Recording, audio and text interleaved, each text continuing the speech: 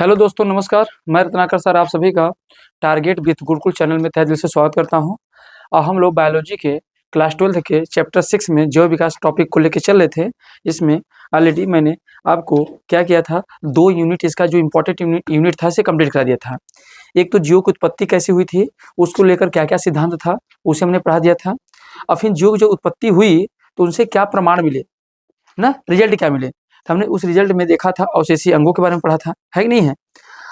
उसके बाद हमने उसमें पढ़ा था, आपको पढ़ाया था समजातीय अंग के बारे में पढ़ा था, संवृत्ति अंग के बारे में पढ़ाया था, आपको याद है बच्चे। और इसके बाद हमने बताया था संयोजक कड़ियाँ भी उसी साथ मैंने आपको पढ़ाया था। बेटा ऐसा एक अच्छा एग्जाम्पल आपको मिल जाता है संयोजक इसके बारे में कि अवशेषीय अंगों के बारे में। जैसे जो हमारी ये हड्डी होती है, रीढ़ की हड्डी, रीढ़ की जो सबसे निचली वाली हड्डी होती थे उसी से क्या निकला रहता था, हमारा पूंछ, टेल। पर धीरे धीरे उसका काम रह नहीं गया, तो धीरे धीरे देखिए वो भी क्या हो गया, समाप्त हो गया। पर अभी भी एक्सरे कराएंगे तो उस हड्डी का एक छोटा सा पार्ट आपको मिलेगा, तो मतलब कहीं ना कहीं वो पहले विद्यमान था, अब नहीं है। तो बेटा अब हमारा जो अगला यूनिट है, आज हम लोग ये समझने वाले हैं कि जैव विकास, जैसे जो अभी तक हमने पढ़ा था कि जीव की उत्पत्ति कैसी हुई, फिर जीवों के प्रमाण कैसे कैसे मिल रहे हैं। अब हमको पढ़ना है कि जो जैव विकास हुए हैं, तो जो जैव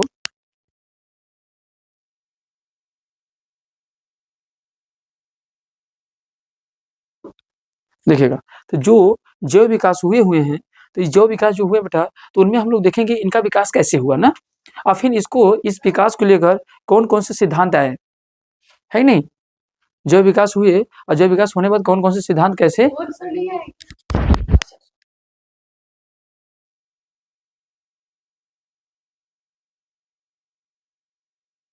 चलिए देखिएगा। तो आप बेटा आज की हमारी जो हेडिंग है, सबसे पहले बनाएंगे जैव विकास का विकास, जैव विकास। अब जैव विकास होता क्या है, हेडिंग बनाएंगे जैव विकास। अब बेटा अगर हम लोग जैव विकास की बात करेंगे कि जैव विकास होता क्या है, तो आप कह सकते हो इसके जनक पहले कौन है बेटा, इसके जनक है मेयर। कौन है जनक इसके, मेयर। इसके जनक कौन है बच्चे, मेयर है। और मेयर ने क्या कहा, सरल जीवों से ही, सरल जीवों से ही जटिल जीवों का निर्माण हुआ है।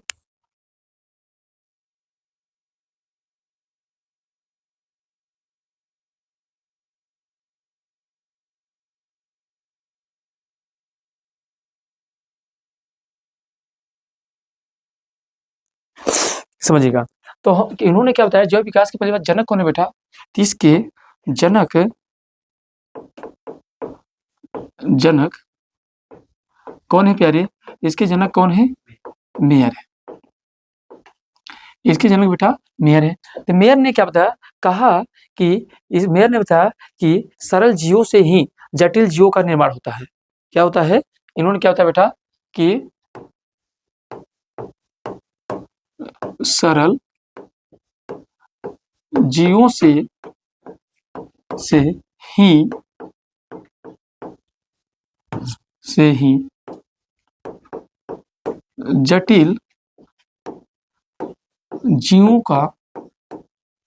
जटिल जीवों का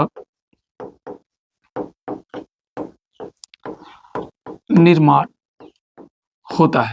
तो अगर आपसे कहा जाए बेटा, तो सरल जीवों से ही क्या होता है, जटिल जीवों का निर्माण होता है। और ये धीरे धीरे सतत इनका निर्माण होता है, प्रक्रिया चलती है। ऐसा नहीं कि बहुत तेजी से चलता है, इनके जो धीरे धीरे इनमें क्या होती है, सतत निर्माण की प्रक्रिया चलती है। और इस निर्माण के बाद धीरे धीरे इनका क्या हो जाता है, पूरी तरीके से उत्थान हो जाता है ना। तो इसमें विकास की प्रक्रिया कैसी चलती है बेटा, निर्माण होता है तथा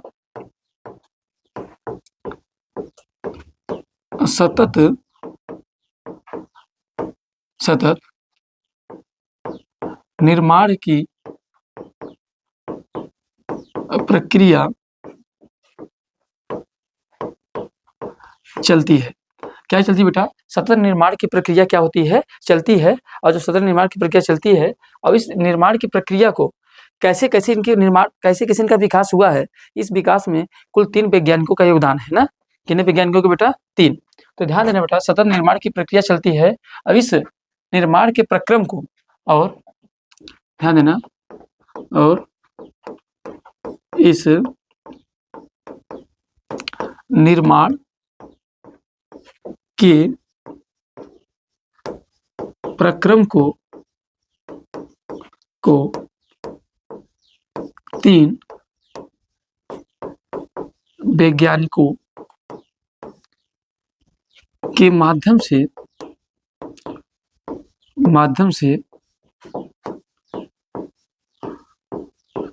समझाया गया है। क्या किया बेटा है इस निर्माण के प्रक्रम को 3 वैज्ञानिकों के माध्यम से क्या किया है बच्चे, समझाया गया है। मतलब इसको समझाने के लिए कुल कितने वैज्ञानिक है बेटा, 3 वैज्ञानिक है, जिसमें सबसे इंपॉर्टेंट 2 लोग हैं। एक तो बेटा लैमार्कवाद है और दूसरे कौन है, डार्विनवाद। तो लैमार्कवाद का सिद्धांत पढ़ेंगे और डार्विनवाद का सिद्धांत पढ़ेंगे। इन्हीं को पढ़ते समय कुछ और सारे वैज्ञानिक आएंगे और उन्हीं के आधार पर हम लोग समझ जाएंगे कि जीव का निर्माण कैसे हुआ है बेटा, राइट। तो ध्यान देना बेटा कि कौन कौन आएंगे। तो सबसे पहले बेटा कौन आएंगे, लैमार्क। तो लैमार्कवाद पढ़ेंगे बेटा हम लोग। फिर कौन पढ़ेंगे, डार्विनवाद। कौन पढ़ेंगे, डार्विनवाद। तो इंपॉर्टेंट ये दोनों बहुत ज्यादा इंपॉर्टेंट है बेटा, एक तो लैमार्कवाद और दूसरा कौन है, डार्विनवाद। हाँ बच्चे, हाँ डार्विनवाद, ठीक बच्चे। तो हम लोग पढ़ेंगे लैमार्कवाद और डार्विनवाद, और लैमार्कवाद डार्विनवाद को पढ़ते समय हम लोग सारी बातों को क्या करेंगे बेटा, समझ जाएंगे। तो आइए समझते एक एक करके। तो जैव विकास क्या होता है बेटा, इसके जनक कौन, मेयर है। इन्होंने बताया था सरल जीवों से ही जटिल जीवों का क्या हुआ था बच्चे, निर्माण हुआ था। अब ये निर्माण हुआ था सरल सतत निर्माण की प्रक्रिया चलती है। मतलब ऐसा नहीं है कि कोई चीज आज जन्म लिया और कल ही पूरी तरीके से तैयार हो गया। इनके अंदर धीरे धीरे धीरे विकास होती है। जैसे भाई अगर कोई जीव बना, तो जीव जब बना तो ऐसा तो नहीं है ना एक ही दिन में वो जवान हो जाएगा, एक ही दिन में फिर वो मर जाएगा।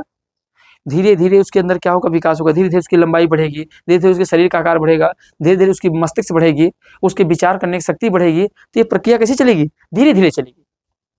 ऐसा नहीं होगा फटाफट ये हो जाएगा कि आज इतने घंटे बाद वो जवान हो जाएगा, इतने घंटे बाद वो मर जाएगा, ऐसा तो है नहीं। तो इसी प्रक्रिया, जब कोई प्रक्रिया लगातार चलती रहती है, धीरे धीरे सीक्वेंस में चलती रहती है, तो उसी को क्या बोलते हैं, सतत।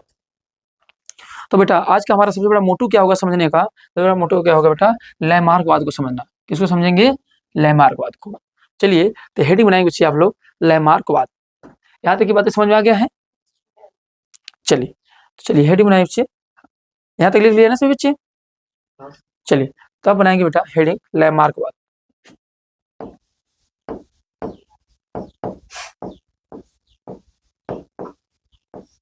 लैमार्कवाद, ठीक है। तो हम लोग पढ़ेंगे लैमार्कवाद को, ठीक। एक मिनट,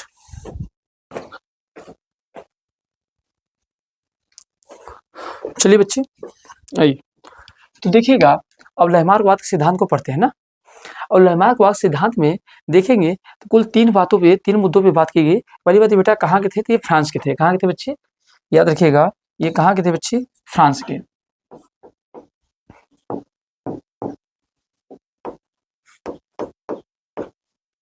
ये फ्रांस के थे बेटा।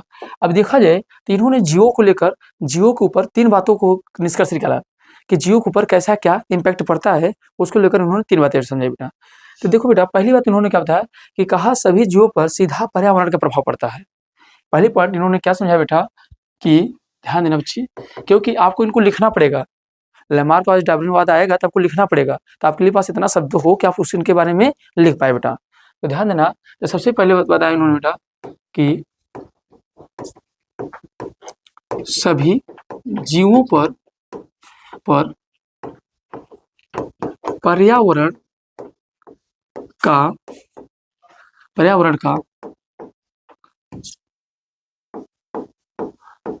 सीधा प्रभाव पड़ता है। अब बेटा आप लोग इतना तो जानते हैं ना पर्यावरण क्या होता है, आप लोग सभी लोग जानते हो पर्यावरण क्या होता है। इन्वायरमेंट वाले टॉपिक में हमने पढ़ा होगा। इसका पर्यावरण का अर्थ ही होता है, इन्वायरमेंट का अर्थ ही होता है परिधन आवरण। क्या होता है, परिधन आवरण। तो पहले इन बातों को समझेंगे, सभी जीवों पर पर्यावरण का सीधा प्रभाव पड़ता है। तो कैसे पड़ता है जरा समझेंगे। तो देखो बच्चे यहाँ से आपके सामने एक टर्मिनोलॉजी आई, क्या है बेटा, पर्यावरण। क्या है, पर्यावरण। और पर्यावरण को हम लोग इंग्लिश में क्या कहते हैं बेटा, इन्वायरमेंट। क्या बोलते हैं बच्चे, इन्वायरमेंट। अब इन्वायरमेंट होता क्या बच्चे, तो कह सकते हैं पर्यावरण का अभिप्राय क्या होता है। तो ये 2 शब्दों से बना है, परिधन आवरण। क्या बना बेटा, परिधन आवरण। परिधन क्या बच्चे, आवरण। आवरण। अर्थात अब इसकी सरल भाषा में कह सकते हो, हमारे पृथ्वी के चारों ओर, हमारे पृथ्वी के चारों ओर जो वायुमंडल के संगठन पाए जा रहे हैं ना, और उनका प्रभाव किसके ऊपर पड़ रहा है? जीव के ऊपर पड़ रहा है। मान लीजिए बेटा कि ये हमारा क्या बच्चे? अर्थ है। क्या बच्चे? अर्थ है। अब ये अर्थ है, तो अर्थ के चारों तरफ क्या है? क्या है? इन्हीं के ऊपर क्या है? वायुमंडल संगठन पाए जा रहे हैं, सभी धूल कण सब पाए रहे हैं। तो यही जो हमारी पृथ्वी के चारों तरफ जो गैसों का एक आवरण है, इन्हीं गैसों का आवरण को हम लोग क्या कहते हैं बेटा? पर्यावरण। इनके गैस होगा, धूल कण होगा, जलवाष्प होगा। अगर कहा जाए तो पृथ्वी के चारों ऊपर क्या होगा, तो आप कह सकते हो ना, इसमें क्या क्या शामिल होगा? प्यारे, इसमें क्या होगा बेटा? धूल कण होगा। क्या होगा? धूल कण होगा, जलवाष्प होगा, और क्या होगा प्यारे? धूल कण, जलवाष्प, और क्या होगा बताओ? और क्या होगा? गैस। क्या होगा? गैस। इन्हीं सभी का जो संगठन होता है, तो हमारी पृथ्वी के चारों तरफ जो मिलकर आवरण बनाए रहते हैं, इन्हीं आवरण को हम क्या कहते हैं? पर्यावरण। अब इन पर्यावरणों का हमारे ऊपर सीधा सीधा क्या पड़ता है बेटा? प्रभाव। क्या पड़ता है? प्रभाव। जरा समझिएगा, इन सबके सीधी सीधी हमारे क्या होता है? पहला पॉइंट उन्होंने बताया कि सभी जीवों पर पर्यावरण का सीधा प्रभाव पड़ता है। तो बेटा हमने आपको बता रहे हैं कि पर्यावरण होता क्या है, तो पृथ्वी के चारों तरफ जो गैसों का आवरण होता है, उन्हीं को क्या कहते हैं? पर्यावरण। अगर आपको लिखना चाहे तो क्या लिख सकते हैं?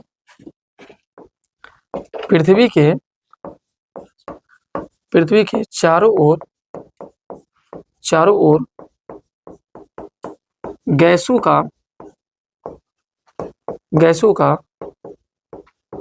आवरण ही क्या कहलाता है बच्चे? पर्यावरण कहलाता है। अभी आगे इस यूनिट को आप लोग पढ़ेंगे, तो हमने आपको समझाया कि इसका प्रभाव सीधे जीव पड़ता है। कैसे पड़ता है बेटा? अब एक चीज बताओ बच्चे, अब जहाँ पे अब पर्यावरण में टेम्परेचर भी तो आएगा, नमी भी तो आएगी, जहरीली गैसें भी तो आएंगी। अब बताओ, इस पर्यावरण में अगर जहरीली गैसें होंगी, तो इन जहरीली गैसों का सीधा सीधा मानव जीवन के ऊपर प्रभाव पड़ेगा कि नहीं पड़ेगा? अब बताइए, जैसे वायरस आया, तो वायरस किसमें है? हमारे पर्यावरण के अंदर इंटर कर लिया। कोविड-19 जैसे वायरस हमारे पर्यावरण के अंदर इंटर किए, अब इन हवाओं के माध्यम से हमारे शरीर के अंदर प्रवेश किए, और शरीर के अंदर प्रवेश किए तो हमारे जो प्रतिरक्षा तंत्र थे उसे क्या कर दिए? ये लोग नष्ट कर दिए। तो धीरे धीरे आदमी क्या होने लगा? मरने लगा। बताओ, ये जो बीमारियां फैल रही हैं, किससे फैल रही? पर्यावरण से ही। तो अगर पर्यावरण सुरक्षित है तो हम सुरक्षित हैं, अगर पर्यावरण सुरक्षित नहीं है तो हम सुरक्षित नहीं है।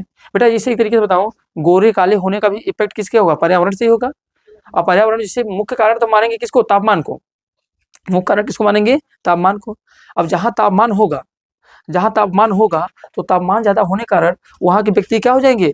वहाँ के व्यक्ति कैसे हो जाएंगे? काले हो जाएंगे। जहाँ तापमान कम मिलेगा वहाँ के व्यक्ति कैसे होंगे? गोरे होंगे।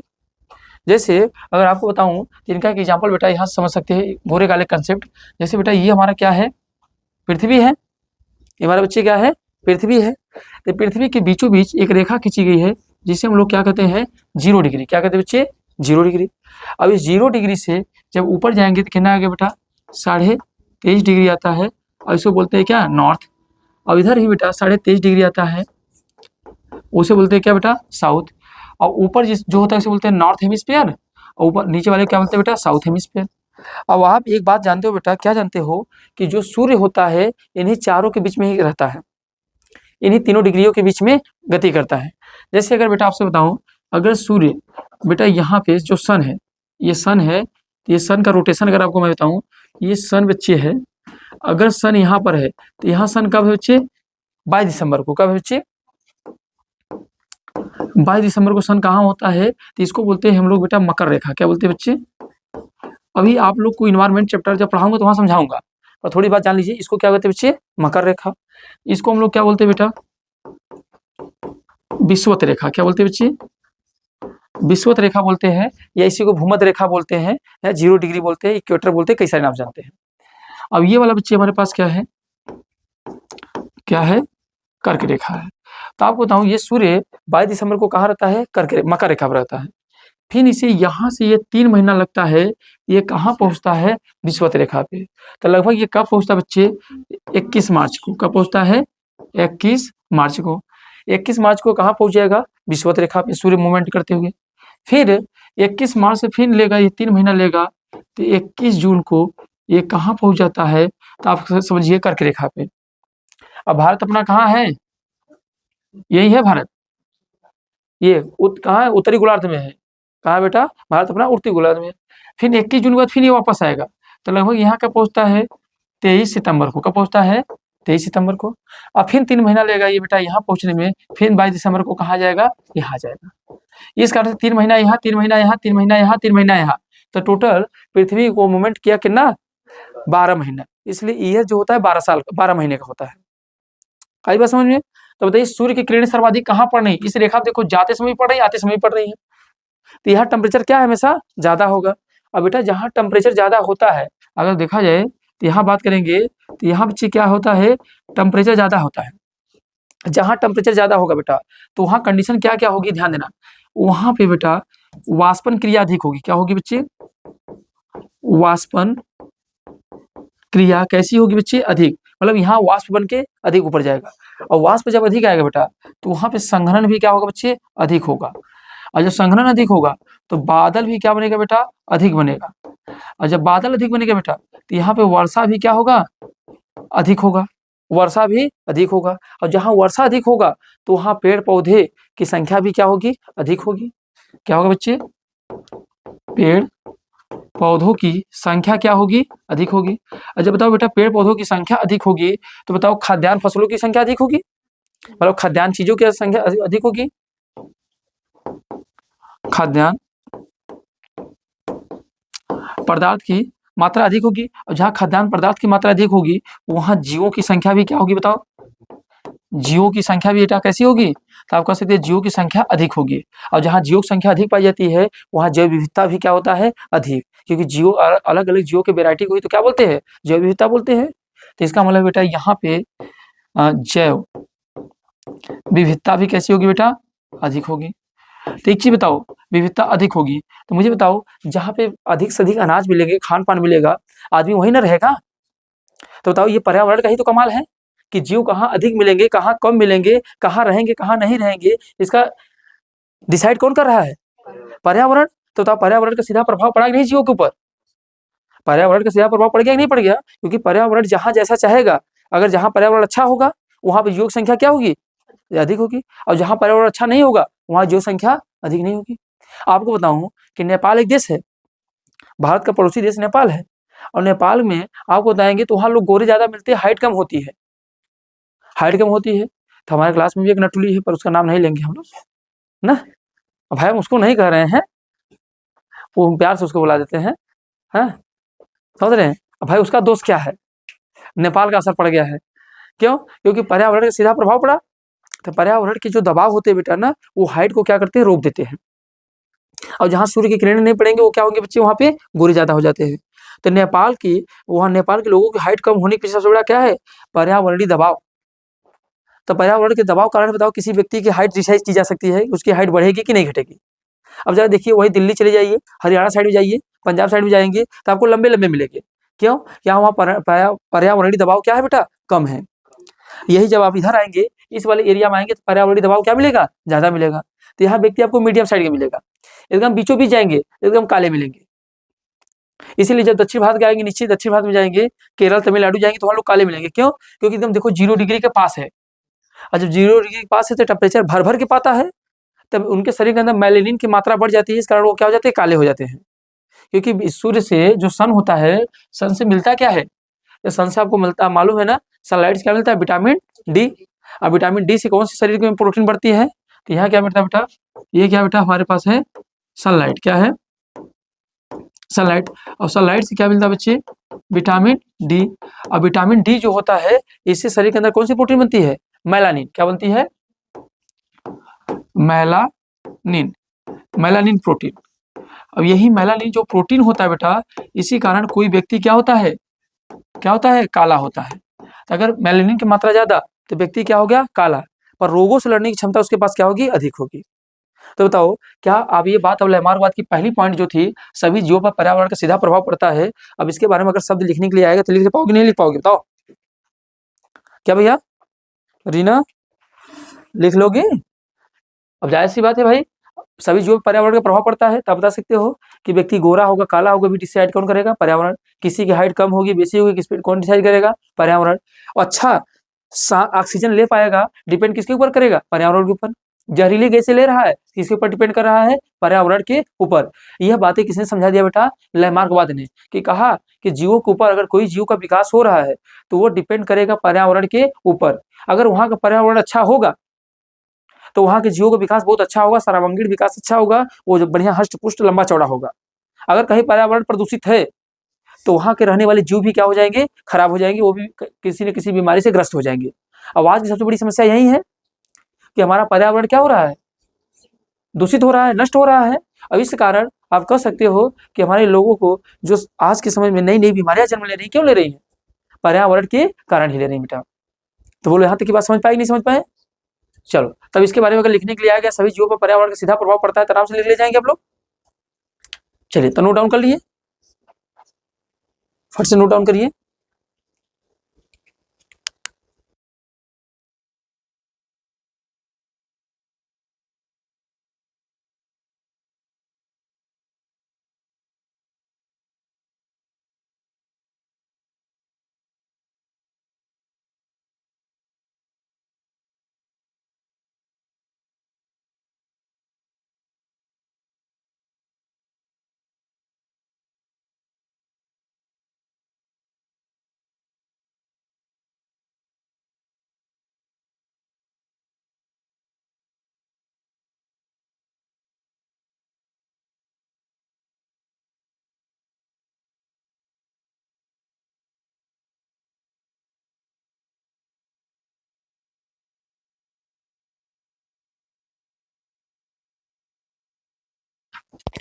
चलिए, तो आप लोग ने यहाँ तक की बातें क्या किया बेटा? समझ लिया। अब यहाँ तक की बातें अगर आपने समझ लिया है तो हम लोग इसी के क्या करेंगे? आगे बढ़ेंगे। हम लोग इसी को क्या करेंगे बेटा? आगे बढ़ेंगे। अब इन्होंने दूसरी बात क्या बताई? तो दूसरी बात इन्होंने बताई बेटा, क्या बताई? क्या कहा? अंगों का उपयोग एवं अनुपयोग का सिद्धांत दिया। दूसरी बात क्या बताए? अंगों के उपयोग एवं अनुपयोग का सिद्धांत दिया। बताइए इनकी दूसरी बात समझते हैं लैमार्कवाद की, बता लेंगे।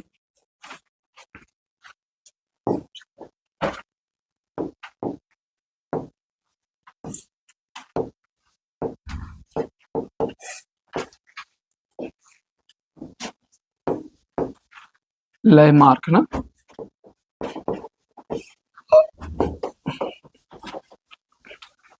अब बच्चे जो लैमार्क थे, लैमार्कवाद में एक इनकी दूसरी बात आती है। दूसरी बात क्या है बेटा?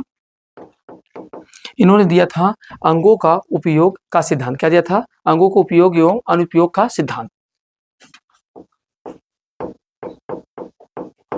अंगों के उपयोग एवं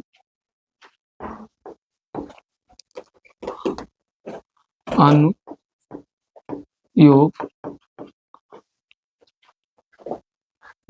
का सिद्धांत।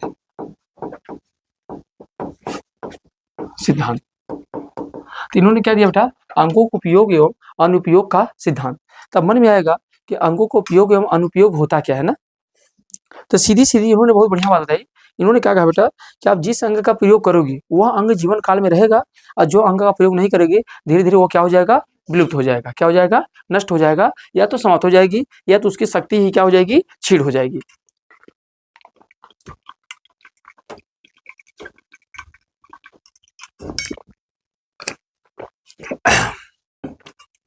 इन्होंने क्या दिया बेटा? अंगों के उपयोग एवं अनुपयोग का सिद्धांत। तो अंगों की उपयोग एवं अनुपयोग का जो सिद्धांत दिया, तो इसमें उन्होंने बताया क्या? लैमार्कवाद में इन्होंने बताया कि जिस अंग का प्रयोग करेगा, जिस अंग का प्रयोग करेंगे वह अंग भविष्य में बने रहेंगे, और जिन अंगों का प्रयोग नहीं करेंगे आने वाले भविष्य में वो क्या हो जाएंगे? समाप्त हो जाएंगे। यही था अंगों के उपयोग एवं अनुपयोग का सिद्धांत। अभी समझाते इसको एग्जाम्पल माध्यम से आपको समझ जाएंगे। इन्होंने क्या कहा बेटा कि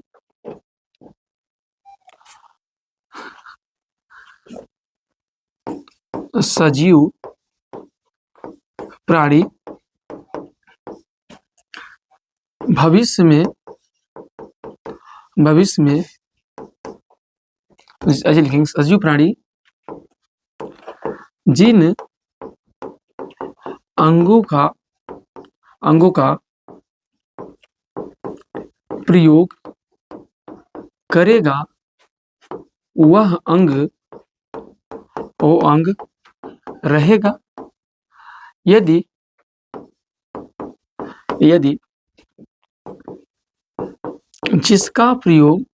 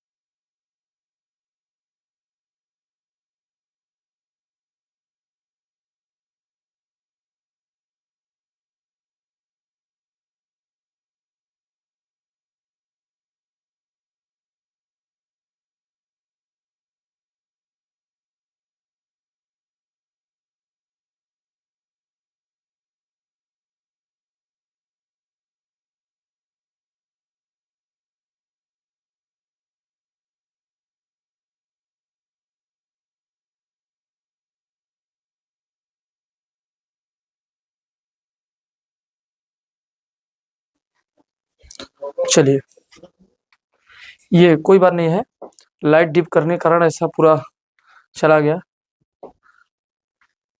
चलिए क्या किया जा सकता है, हैं? लाइट डिप कर गई, चला गया।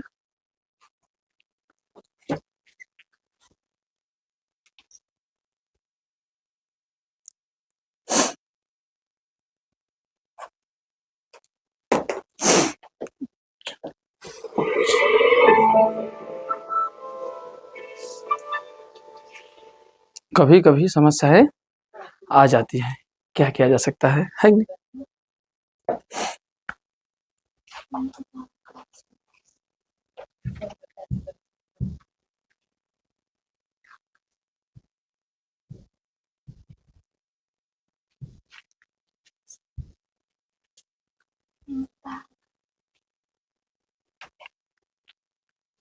देखिए आ जाता है वापस की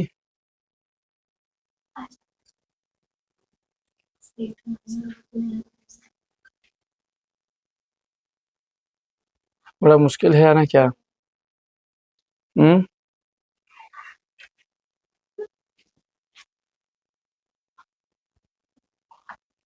चलिए कोई बात नहीं, परिभाषा गया है।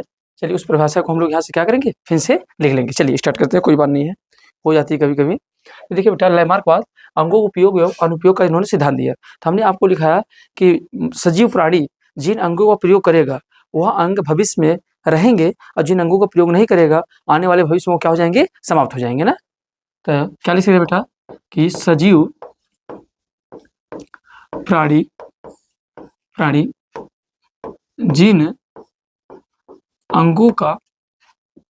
जिन अंगों का लगातार प्रयोग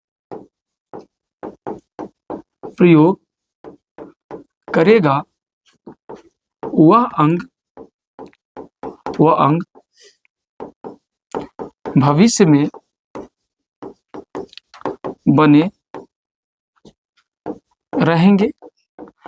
बने रहेंगे, यदि प्रयोग नहीं करता है तो वह समाप्त हो जाएगा। वो क्या हो गया बेटा, समाप्त हो जाएगा। तो इन्होंने बताया सजीव प्राणी जिन अंगों का लगातार प्रयोग करेगा वह अंग भविष्य में बने रहेंगे, और जिन अंगों का प्रयोग नहीं करेगा आने वाले समय में क्या हो जाएगा, समाप्त। जैसे इसका एग्जाम्पल लेते बेटा, बहुत बढ़िया एग्जाम्पल है, जैसे समझिए बेटा, आप अपना एग्जाम्पल पहले लीजिए, फिर हम बताएंगे इन्होंने कौन सा एग्जाम्पल दिया था बेटा। इन्होंने 2 एग्जाम्पल दिया था, एक जिराफ का एग्जाम्पल दिया था, एक रेगिस्तान में जड़ों का एग्जाम्पल दिया था। और दोनों एग्जाम्पल आपको हम समझाएंगे। क्या दोनों एग्जाम्पल समझाएंगे बेटा? तो इन्होंने क्या था बेटा, सीधे मेरी बात को, जैसे मान लो दोनों आपके हाथ हैं, लेफ्ट हैंड राइट, आपने क्या किया, जन्म भर दाहिने हाथ से काम किया। किससे काम किया, दाहिने हाथ से। तो आप देखिए, अब दाहिने हाथ से जो भी काम करना होता है बड़ा बढ़िया से कर लेते हैं, जिसे आपको लिखना है तो आप दाहिने हाथ से लिखिए। इसलिए दाहिना हाथ अभी क्या है, एकदम कुशल है, बढ़िया से कर सकते हैं। पर वही अगर बाएं हाथ से लिखने के लिए कह दूंगा तो आप क्या करेंगे, नहीं लिख पाएंगे। या दाहिने हाथ से पत्थर को जितना दूर फेंक सकते हैं, क्या बाएं हाथ से फेंक सकते हैं? नहीं। क्यों? क्योंकि आपने बाएं हाथ उतना काम में लिया ही नहीं। जैसे एग्जाम्पल, फॉर एग्जाम्पल चले जाओ जिम में, अब एक हाथ से खूब डंबल मारो तो ये हाथ बढ़िया ठेक होगा, डोले सोले बन जाएंगे ठीक ठाक का। और दूसरे में ऐसा लगे इसे लकवा मार दिया है। क्यों? क्योंकि इसमें ताकत रहेगा ही नहीं। तो बताओ लैमार्क की बात सही है कि नहीं सही है? इन्होंने क्या बताया कि जिन अंगों का प्रयोग करोगे वह अंग रहेगा, और जिन अंगों का प्रयोग नहीं करोगे वो क्या हो जाएगा, समाप्त हो जाएगा। बोलो बात समझे नहीं समझे बेटा? तो इन्होंने बेटा इस तरीके से आप समझ सकते हो। और इन्होंने अपना एग्जाम्पल किसको दिया था, अंगों की पत्तियों में। तो इन्होंने बेटा एग्जाम्पल किसको दिया था, इन्होंने दिया था, एक एग्जाम्पल दिया था जिराफ का। किसका दिया था? जिराफ। एक जिराफ के गर्दन का। किसका दिया था बेटा? जिराफ के गर्दन का। और दूसरा दिया था रेगिस्तान के पौधों, पेड़ के जड़ का। किसका दिया था बेटा? जड़ का। तो जिराफ के गर्दन का और रेगिस्तान के पेड़ के जड़ का। अब इनका क्या संबंध है, कैसे क्या है बेटा, जरा समझते हैं। अब देखो इसको हम यहाँ समझाएंगे आपको, ठीक है ना। अब इतनी बातें भी लिख के आएंगे तो आपको पर्याप्त है। देखो बेटा, जिराफ के गर्दन के बारे में उन्होंने क्या कहा कि देखो बेटा, कि उन्होंने कहा ना कि जो जिराफ होते हैं तो क्या हुआ, जैसे जब बारिश हुई तो बारिश होने के बाद क्या हुए, पेड़ पौधों की लंबाई क्या हो गई, बढ़ गई। जो जिराफ था, तो जिराफ पहले क्या होते, छोटी गर्दन वाले सभी जिराफ होते थे। क्या होते थे बेटा? उन्होंने बताया जिराफ कैसे होते थे, छोटे गर्दन वाले होते थे। और जब जिराफ छोटी गर्दन वाले होते थे तो लगातार क्या हुआ, बारिश हुआ। और लगातार जब बारिश हुआ तो क्या हुआ, बारिश होने से क्या हुआ, पेड़ पौधों की लंबाई क्या हो गई, बढ़ गई। जब पेड़ पौधों की लंबाई बढ़ गई तो जिराफ तो छोटे गर्दन वाले थे, और जिराफ पत्ती को, घास को खाते हैं। जब खाते थे, जो छोटी गर्दन वाले जिराफ थे, तो इन्होंने क्या किया, अपने गर्दन को से ऊंचा कर क्या किया, उसे पाने की कोशिश किया, उसे खाने का प्रयास किया। तो अपने उन्होंने लगातार गर्दनों को क्या किया, काम किया। क्योंकि पत्ती को पाने के चक्कर में अपने गर्दनों को उठाते गए, इसलिए उनकी गर्दन की लंबाई क्या हो गई, बढ़ गई। और उसी कारण उन्होंने अगला पैर को भी क्या किया, उठाने का प्रयास किया। इसलिए जिराफ के आगे के दोनों पैर और गर्दन की लंबाई क्या हो गई, बढ़ गई। क्यों? क्योंकि जब बारिश हुआ तो पेड़ पौधों की लंबाई बढ़ी, और जब पेड़ पौधों की लंबाई बढ़ी तो जिराफ अपने भोजन के तलाश में, भोजन को प्राप्त करने के लिए अपने गर्दनों को उठा के खाने का प्रयास किया। अपने अगले वाले पैर को उठा कर उनके पाने का प्रयास किया। तो अगले वाले पैर पे, अगले वाले गर्दन पे इन्होंने लगातार क्या किया, काम किया। और जब काम किया, इसके कारण इनके गर्दन की लंबाई क्या हो गई, बढ़ गई। इनके पैरों के आगे वाले पैरों की लंबाई क्या हो गई बच्चे, बढ़ गई। समझ पा रहे हैं भाई? अगर एग्जाम्पल देखा जाए तो हमारे हाथों में वही बात है। अगर हमने दाहिने हाथ से काम किया, दाहिने हाथ में काम करने की शक्ति क्या हो गई, ज्यादा। वही बाएं हाथों में काम करने की शक्ति क्या हो गई, कम। तो लैमार्क ने पहला एग्जाम्पल दिया किसका, बेटा जिराफ की गर्दन का। तो इन्होंने बताया कि जब बारिश हुई तो पेड़ पौधे अधिक से अधिक मात्रा में बड़े हो गए, और बड़े हो गए तो इन्होंने अपने भोजन के तलाश में, भोजन को पाने के लिए अपने गर्दनों को लगातार उठाते गए पाने के चक्कर में। इसलिए उनकी गर्दनों की लंबाई क्या हो गई, बढ़ गई। बोलो बात समझ में आ नहीं आ गया? और दूसरा इन्होंने एग्जाम्पल दिया बेटा रेगिस्तान के पेड़ की जड़ की। क्या हुआ बेटा? अब जानते हो रेगिस्तान में क्या होता है, जल का अभाव होता है। रेगिस्तान में आप समझिए, रेगिस्तान कहाँ बनता है बेटा, जहाँ 50 सेंटीमीटर से कम वर्षा होती है। जहाँ 50 सेंटीमीटर से भी कम वर्षा होती है वहाँ क्या बनता है, डेजर्ट बनता है, रेगिस्तान बनता है। अब रेगिस्तान में बेटा पानी का क्या था, सूखा पड़ा, पानी का क्या था, कमी था। तो रेगिस्तान की जो जड़ें थे, जो पौधे थे, जो पौधा था बेटा, इन्होंने बताया कि जो पौधे थे, इन पौधों के अंदर क्या होता है बेटा, जड़। तो ये पौधों में रेगिस्तान में पानी की कमी होती है। तो जिन जड़ों ने पानी की तलाश में अपनी जड़ों की लंबाई को बढ़ा दिया, दूर तक फैला दिया, तो पानी भाई मान लो यहाँ पर है, यहाँ पानी है, यहाँ क्या बेटा, जल है। ये सभी जगह पे क्या है, H2O है। अब बताओ, और प्लांट हमारा कहाँ पर है, यहाँ पर है। तो जिन जिन पौधों ने, जिन पेड़ पौधों ने अपनी जड़ों की लंबाई को क्या किया बेटा, अपने रूट्स को क्या किया, बढ़ा लिया, तो जलों को पा पाए। तो इसलिए इनके पास जल क्या हो गया बेटा, पहुंच पाया। यहाँ से इनके पास जल क्या हो गया, पहुंच पाया। पर वही कुछ पौधे थे जिन्होंने अपनी जड़ों को ज्यादा बढ़ा नहीं पाए। तो पानी यहाँ है, जड़ यहीं तक है, पानी यहाँ, जड़ यहीं तक है, पानी कहाँ है, यहाँ पर है। ये पानी को प्राप्त कर ही नहीं पाए तो ये पौधे क्या हो गए, सूख गए, समाप्त हो गए। और जिन्होंने अपनी जड़ों की लंबाई को बढ़ाया तो वो क्या कर दिए, वो पौधे आज भी जीवित हैं।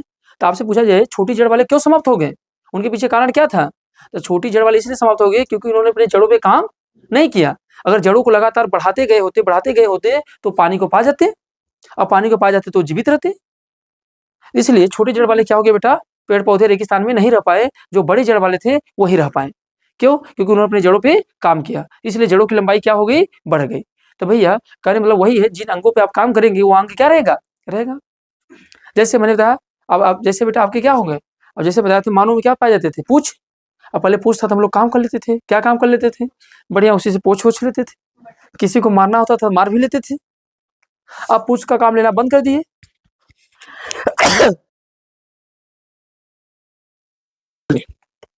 तो हम लोग क्या करते थे? काम ले लेते थे, पर अब उसका काम ज्यादा रहा नहीं, तो धीरे धीरे वो पूछ क्या हो गया? विलुप्त हो गया। पर आज भी हम लोग रामायण के माध्यम से दर्शाने की कोशिश करते हैं कि भैया पूछ था मानव को। अच्छा, उसके प्रमाण भी मिलते हैं। आपने रीढ़ की हड्डियों का जब एक्सरे कराएंगे तो वहां नीचे टेल पूछ मिलेगा। ठीक है, तो बेटा इस तरीके से उन्होंने क्या किया था? लैमार्कवाद ने अंगों उत्पत्ति, अंगों के उपयोग एवं अनुपयोग का सिद्धांत दिया था। बोलो बात यहाँ तक कि बेटा क्लियर है? किसी कोई दिक्कत? चलो,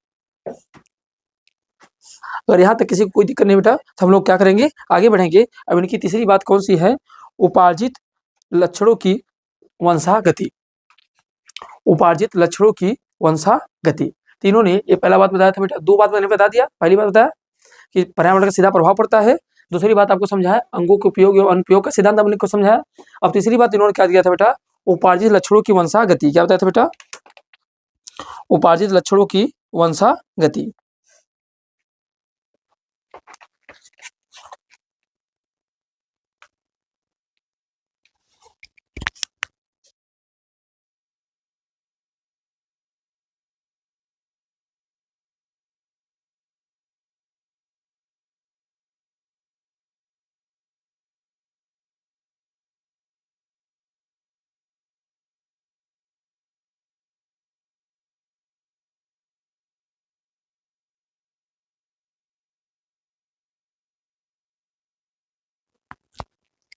चलो अच्छे, तो अगली हम लोग देखेंगे इनकी तीसरी बात समझेंगे बेटा लैमार्कवाद की। लैमार्कवाद की तीसरी बात क्या है? जरा आइए समझते हैं।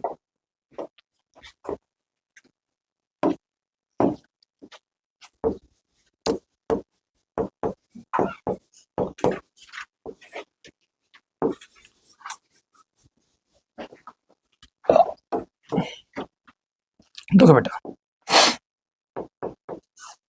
इन्होंने दिया था तीसरी बात उपार्जित लक्षणों की वंशागति। क्या दिया था बेटा? उपार्जित लक्षणों की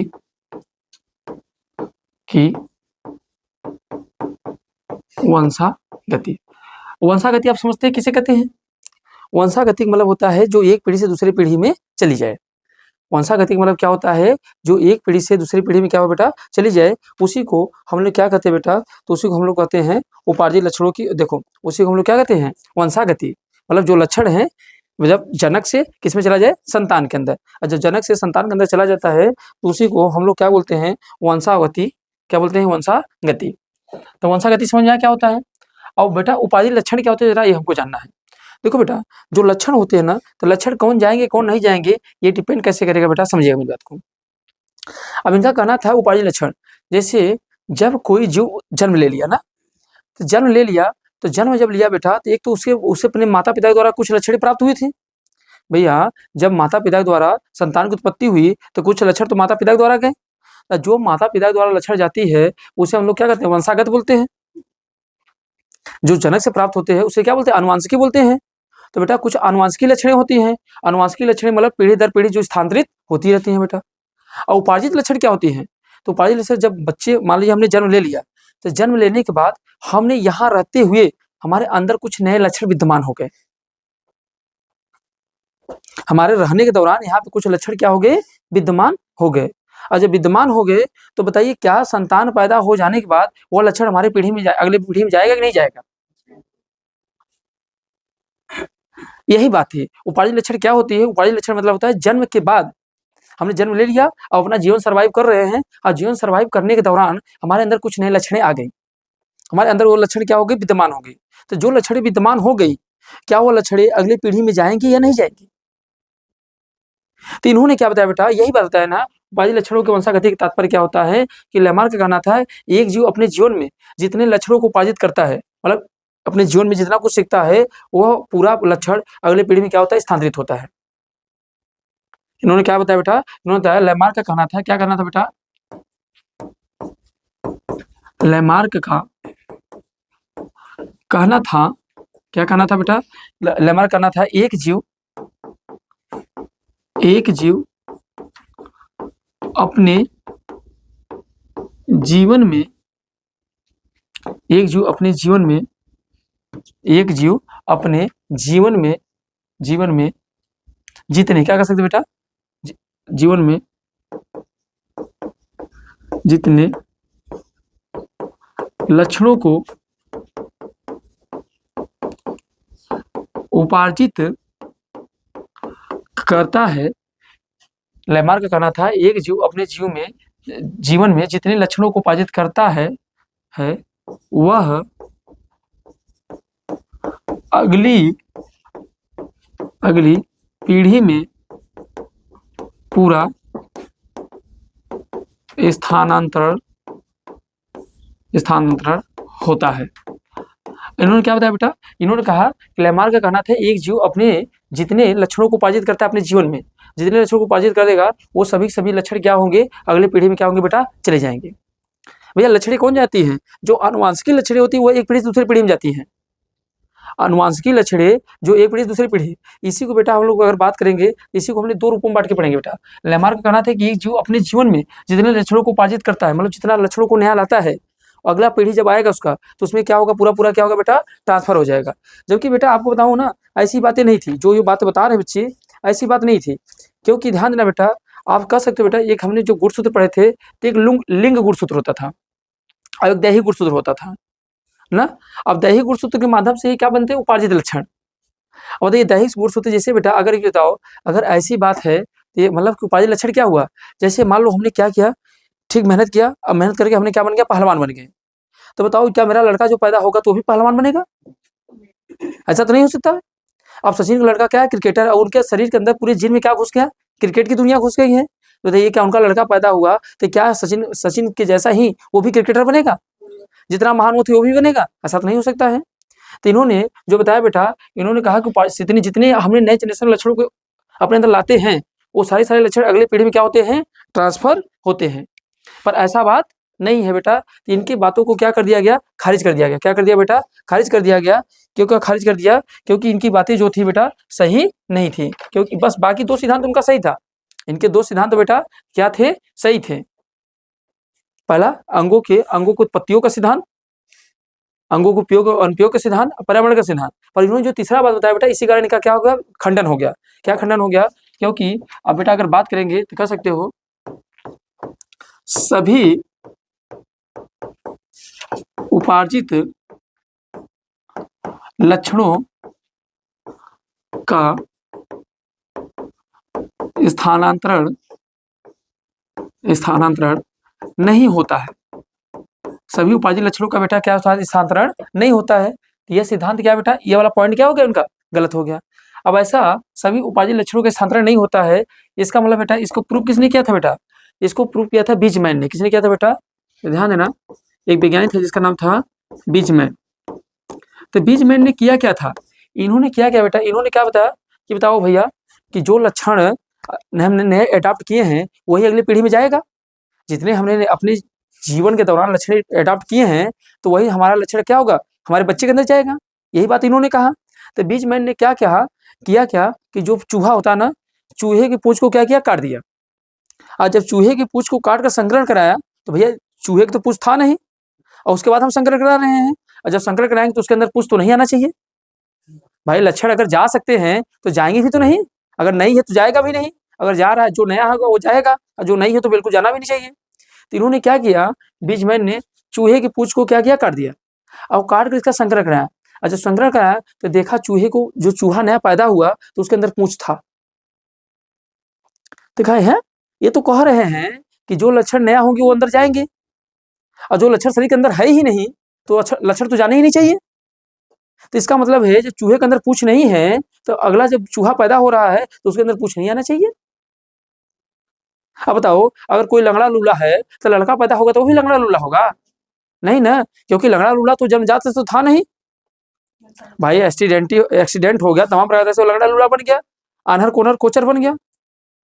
बताओ, अगर पिताजी आनहर हैं, किसी कारण से आनहर हो गए, अब उनके द्वारा जो संतान पैदा हुआ तो क्या वो भी आनहर ही होगा? नहीं ना होगा। उनका कहना तो यही है कि नए लक्षण जितने आएंगे वो जाएंगे। तो पिताजी आनहर हो गए, उसके बाद उनकी शादी हुई, अब बच्चे पैदा हुए तो बच्चा भी आनहर होगा? नहीं ना। तो बेटा, तो बीजमैन ने क्या किया, इन्होंने एक बार नहीं, चूहा के पूंछ को काटकर संकरण कराया, तो उसके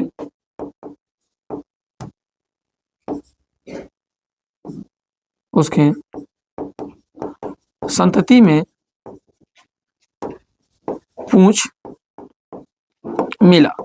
उसके संतति में क्या हुआ बेटा? पूंछ मिल गया। तो मतलब पूंछ मिला, तो इसका मतलब ये है कि जो लक्षण नहीं है, जो लक्षण हमको उपार्जित लक्षण है, वह अगले पीढ़ी में जरूरी नहीं है कि जाएंगे। क्योंकि अगर ऐसा होता तो हमने चूहे की तो पूंछ को काट दिया था, और काटा तो जब चूहे का पूंछ था ही नहीं, तो मतलब अगले पीढ़ी में उसके चूहे की पूंछ आना भी नहीं चाहिए था। तो जो नए लक्षण आते हैं वह अगली पीढ़ी में जाएंगे कि नहीं जाएंगे, ये कोई गारंटी नहीं है। इसीलिए बीजमैन ने इसका क्या कर दिया था बेटा? खंडन कर दिया था। और उन्होंने कुल 21 बार बेटा, कितनी बार? 21 बार चूहे की पूंछ को काट के संग्रह कराया था, और हर बार देखा तो हर बार पूंछ आ जा रहा था। इन्होंने कहा, इसलिए बेटा इन्होंने क्या कहा, तो इसका मतलब ये, इसलिए बेटा इन्होंने क्या एग्जाम्पल दिया कि पहलवान लड़का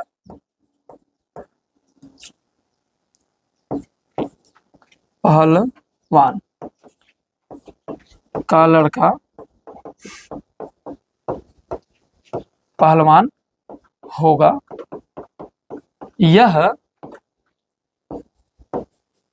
जरूरी नहीं है। बात समझे नहीं समझे बेटा? पहलवान लड़का पहलवान होगा, यह बात जरूरी नहीं है। हो सकता भी है और नहीं भी हो सकता है। लोग कहते हैं ना, देखा कि पिताजी पहलवान है, लड़कों पहलवान हुई है, हाँ, तो जरूरी थोड़ी है। कहाँ? बीजमैन ने चूहे के पूंछ को 21 बार चूहे को पूंछ को काटा था, और 21 बार संग्रह कराया था, हर बार चूहे में पूंछ आ गया था। तो इसका मतलब यही है कि इन्होंने जो कह रहे हैं कि जो नए लक्षण अगर जीवन के दौरान आ जा रहे हैं, लक्षण आ जा रहे हैं,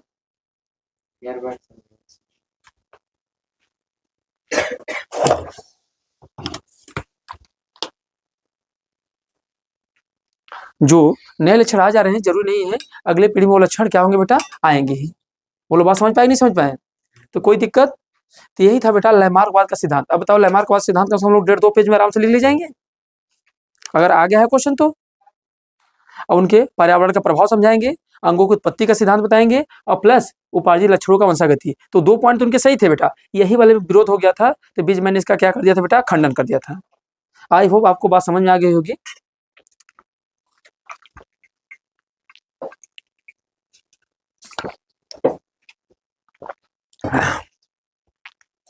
चलिए, तो आज हमने लैमार्कवाद को समझ लिया है, तो अगली क्लास में हम लोग इसको पढ़ेंगे बेटा, अब डार्विनवाद का। अब डार्विनवाद का जो क्वेश्चन है, जस्ट इनके लैमार्कवाद के विरोध में होंगे। एक तरीके से इन्होंने क्या कहता है, प्रकृति विरोध सिद्धांत बताया था, जबकि उन्होंने प्रकृति को लेकर सिद्धांत बताएंगे। प्रकृति जिसको चाहेगी उसको जिंदा रखेगी, जिसको नहीं चाहेगी उसे क्या करेगी? मार देगी। तो कल हम लोग पढ़ेंगे डार्विनवाद का सिद्धांत, और डार्विनवाद का सिद्धांत पढ़ने के बाद आपसे मैं पूछूंगा कि लैमार्कवाद का सिद्धांत सही है कि डार्विनवाद का सिद्धांत सही है। क्योंकि हमने आज लैमार्कवाद का सिद्धांत समझा, क्या होता है क्या नहीं होता है, क्या उनकी कमियां थी क्या अच्छाइयां थी। ठीक है बच्चे, चलिए तो फिर मिलेंगे अगली क्लास में। तब तक के लिए सभी को जय हिंद, जय भारत।